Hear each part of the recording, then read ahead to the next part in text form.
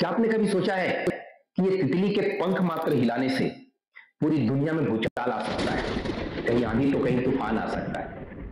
अब आपको ऐसा लग रहा होगा कि मतलब ये क्या मजाक है, ऐसे कैसे पॉसिबल है कि एक तितली के पंख मात्र हिलाने से आंधी और तूफान आ जाए।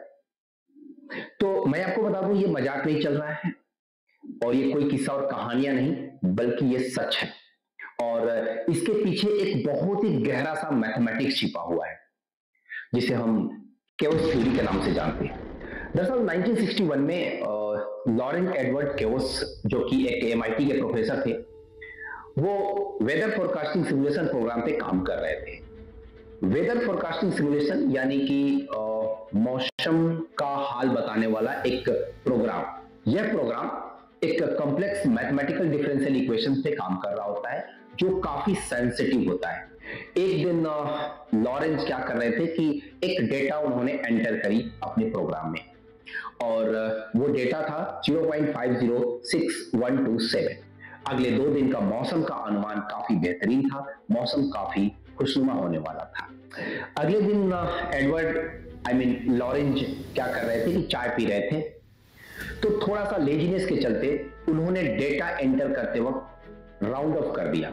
आई थिंक जो लोग साइंस पढ़े हैं उनको पता होगा राउंड ऑफ का क्या मतलब होता है। जैसे डेटा हमारे पास 0.506127 है, तो उन्होंने इसको राउंड अप करके 0.506 रख दिया और ये सोचा कि शायद 127 जो है पॉइंट के बाद उसका कोई बहुत ज्यादा इफेक्ट तो पड़ेगा नहीं। फिर वो चाय पीने चले गए। थोड़ी देर बाद जब वो आए और रिपोर्ट देखा तो चौंक गए, क्योंकि अगले 2 दिन बाद जो मौसम का अनुमान था वो बहुत ही डरावना था, क्योंकि अगले 2 दिन बाद बहुत ही बड़े तूफान और आंधी आने वाले थे। कि उसको लगा कि शायद हमारे सिस्टम में कोई ग्लिच होगा। फिर बहुत देर तक मशक्कत करने के बाद उन्हें पता चला कि सिस्टम में कोई ग्लिच नहीं था।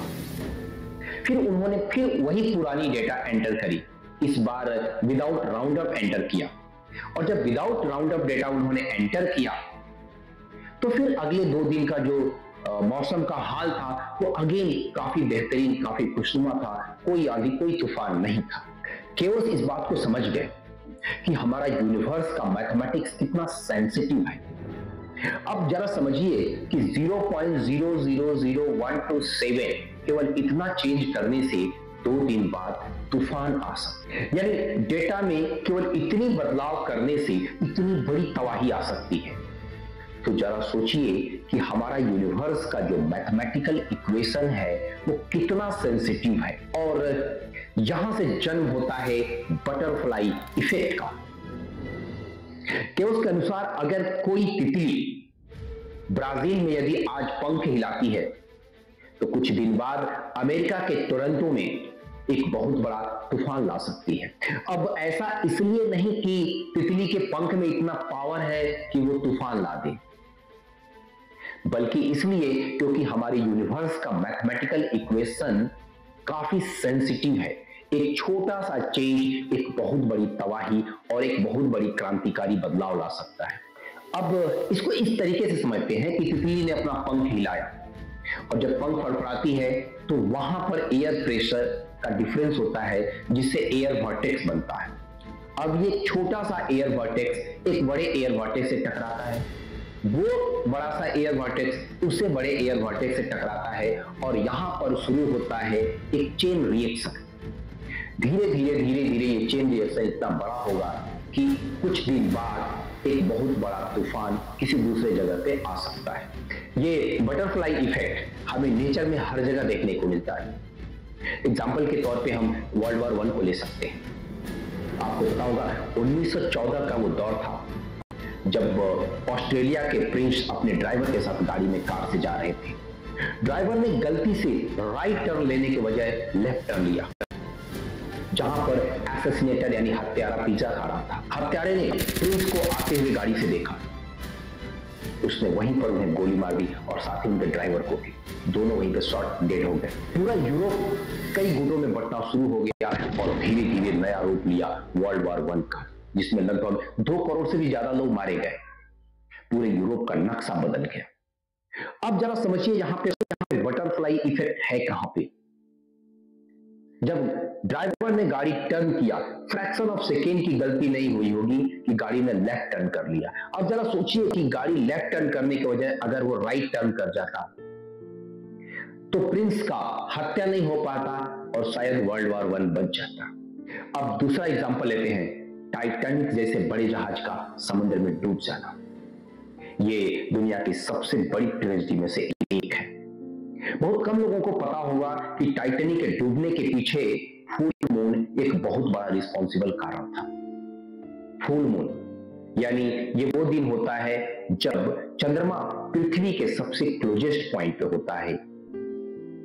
4 जनवरी 1912 का वो दौर था जब चंद्रमा पृथ्वी के सबसे करीब था। जैसा कि हम सबको पता है, देखो कि चंद्रमा पृथ्वी के चारों तरफ एक इलिप्टिकल ऑर्बिट में रोटेट करता है, और जब चंद्रमा पृथ्वी से काफी दूर होता है तो उसको हम अपोजी बोलते हैं, और जब चंद्रमा पृथ्वी के सबसे क्लोजेस्ट पॉइंट पर होता है तो इसको हम पेरिजी बोलते हैं। 4 जनवरी 1912 जिस दिन चंद्रमा पृथ्वी के सबसे क्लोजेस्ट पॉइंट पे था, इसके वजह से ग्रेविटी के चलते समंदर में हाई टाइड्स उठ रहे थे। 3 जनवरी 1912 पृथ्वी भी सूर्य के काफी क्लोज था। ग्रेविटी के कारण समंदर में हाई टाइड्स उठ रहे थे। उस दिन टाइड्स का लेवल इस कदर था कि वो नॉर्मल हाई से भी बहुत ज्यादा हाई और नॉर्मल लो से भी बहुत ज्यादा लो था। उस दिन आइस बर्फ से टूटे हुए बड़े बड़े बर्फ के टुकड़े, चट्टान धीरे धीरे हाई टाइड के कारण, है ना, ग्रेविटी के कारण वो धीरे धीरे डीप सी की तरफ चले गए। अमूमन ऐसा देखा जाता है कि जो बर्फ के चट्टान होते हैं वो डीप सी की तरफ नहीं जा पाते, वो किनारे पे ही तैरते रहते हैं। लेकिन उस दिन हाई टाइड होने के वजह से लहरों के कड़े दबाव के चलते ये एक सीरीज में, है ना, लहरों के कड़े दबाव के चलते बर्फ के बड़े बड़े चट्टान एक सीरीज में धीरे धीरे डीप सी की तरफ चले गए थे। 14 अप्रैल 1912 जब टाइटैनिक उस रास्ते से गुजर रही थी तो अनुमान लगाया गया था कि जिस रास्ते से टाइटैनिक जा रही है उस पर कोई आइसबर्ग नहीं होंगे। लेकिन उस टाइड के वजह से उस दिन उसी रास्ते में आइस के बड़े बड़े चट्टान पड़े हुए थे। टाइटैनिक उस रास्ते से जाती है, टकराती है, उसका निचला हिस्सा टूट जाता है, पानी भरता है और फिर टाइटैनिक डूब जाती है। तकरीबन 1500 से भी ज्यादा लोग डूबकर मर जाते हैं और टाइटैनिक जैसी त्रासदी होती है। और ऐसे बटरफ्लाई इफेक्ट हमारे रोजमर्रा की जिंदगी में हर दिन शामिल है। हमारा एक छोटा सा एक्शन कल के दुनिया में बहुत बड़े विनाशकारी और बहुत बड़े क्रांतिकारी बदलाव ला सकता है। देखो, एक्चुअली क्या है कि पूरा का पूरा यूनिवर्स एक कॉम्प्लेक्स मैथमेटिकल इक्वेशन पे काम कर रहा होता है, जिसमें इस नेचर में इस यूनिवर्स का हर एक इंडिविजुअल, हर एक पार्टिकल एक वेरिएबल का काम कर रहा होता है। और अगर वेरिएबल को हमने थोड़ा सा बदला तो उसके कॉरेस्पॉन्डिंग उसका सोल्यूशन भी बदलेगा, ये तय है। जब कभी भी हम कोई एक्शन करते हैं तो उस एक्शन का प्रभाव पूरे ब्रह्मांड पे पड़ता है। आप जो कुछ भी सोचते हैं, आप जो कुछ भी करते हैं, उसका पूरा असर डायरेक्टली पूरे यूनिवर्स पे पड़ता है।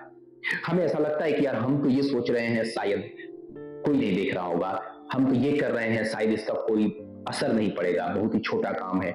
शायद ऐसा भी होता होगा कि आपके काम को कुछ लोग बहुत हल्के में लेते होंगे, लेकिन यकीन मानिए आप एक बटरफ्लाई इफेक्ट हो और आपका प्रभाव पूरी दुनिया पर नहीं बल्कि पूरे यूनिवर्स पर डायरेक्टली पड़ता है।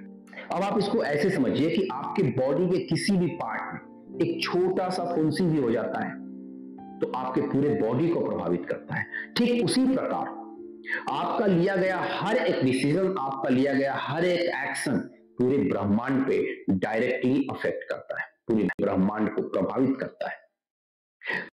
जब अगर आपसे कोई कहे ना कि यार तुम क्या ही कर रहे हो, बहुत छोटा काम कर रहे हो, या तुम तैयारी करके क्या ही कर लोगे, तुमसे कुछ नहीं होगा, या फिर तुम बहुत कमजोर हो, तुमसे कुछ नहीं, मतलब अगर आपको कभी कोई नीचा दिखाए, या फिर जब कभी भी आप डिमोटिवेट हो जाओ, जब कभी भी आपको कुछ समझ में ना आए, जब कभी भी आप किस्मत पे आश्रित होने लगो, तब आप ये सोचना कि किस्मत पे आश्रित होने से कुछ होगा नहीं, क्योंकि पूरा का पूरा यूनिवर्स एक मैथमेटिक्स है और मैथमेटिक्स कभी झूठ नहीं बोलता।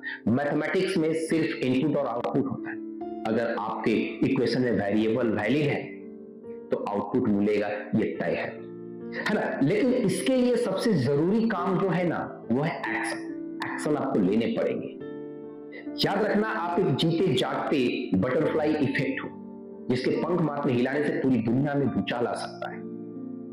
आपका लिया गया हर एक एक्शन पूरे ब्रह्मांड को अफेक्ट करता है, पूरे ब्रह्मांड में विनाशकारी और क्रांतिकारी बदलाव ला सकता है। तो आपको कभी भी डिमोटिवेट होने की जरूरत नहीं है और कभी भी किसी किस्मत पे विश्वास करने की जरूरत नहीं है। आपको किस्मत के भरोसे रोने की जरूरत नहीं है। आप अपना एक्शन बदल सकते हैं, आप अपने एक्शन में बदलाव कर सकते हैं, ये आपके हाथ में है। लेकिन फ्यूचर प्रेडिक्ट करना किसी के बस की बात है ही नहीं। दुनिया का सबसे बड़ा सुपर कंप्यूटर भी 10 दिन से ज्यादा का मौसम का पूर्वानुमान नहीं कर पाता है। वो इसलिए क्योंकि हमारा nature highly highly highly unpredictable है। तो हमारा लिया गया हर एक फैसला, हमारा किया गया हर एक एक्शन अनप्रेडिक्टेबल है, क्योंकि हम फ्यूचर को प्रेडिक्ट नहीं कर पाएंगे। लेकिन अगर हमने एक्शन परफॉर्म कर रहे हैं, आपका पॉजिटिव डायरेक्शन में लिया गया मूवमेंट, पॉजिटिव डायरेक्शन में लिया गया एक्शन कल के दुनिया का सबसे बड़ा क्रांतिकारी बदलाव हो सकता है। लेकिन वही एक नेगेटिव लिया गया एक्शन एक दुनिया के लिए एक विनाशकारी परिवर्तन भी हो सकता है। चाहे आप किसी भी तरह का बदलाव चाहते हो, आपको एक्शन परफॉर्म करना पड़ेगा। बिना एक्शन के कोई रिएक्शन नहीं होगा, कोई आउटपुट की आप उम्मीद नहीं कर सकते। कभी भी सफलता चल करके आपके पास नहीं आएगी। लेकिन यकीन मानो, अगर आपने एक्शन परफॉर्म किया है तो उस एक्शन के हिसाब से, उस एक्शन के सेंसिटिविटी के हिसाब से एक रिजल्ट आपके लिए है, और वो रिजल्ट आज नहीं तो कल मिलना तय है। मैं उम्मीद करता हूं ये वीडियो आपके लिए जरूर हेल्पफुल रहा होगा। ऐसे ही इंटरेस्टिंग वीडियो लेकर के कभी फिर मिलते हैं किसी और वीडियो में। तब तक के लिए नमस्कार, थैंक यू।